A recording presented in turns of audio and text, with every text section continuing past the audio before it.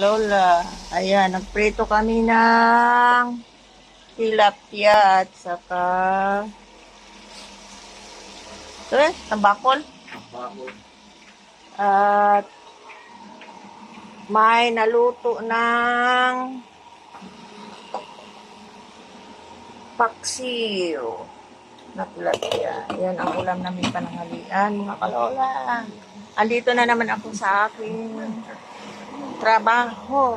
Nag-work ang lola dito sa garay. Tabakos kami. Garay pa tayo. Mga kalola. Ng mahalagang tao sa kanilang Andito ang buhay. lola. Sa tindahan ng garay. Mamaya mag-aayos tayo ng mga pyesa. Yan po, maayos na po yan. Doon na lang banda. Kaya doon aayusin yan. Mga aayusin ko. Ito. Nung isang araw, yan ang ginagawa ko. Ang isusunod ko naman, ito naman. Ayusin ko yan mga kalola. Ito ang trabaho ko ngayon. Diba mga kalola?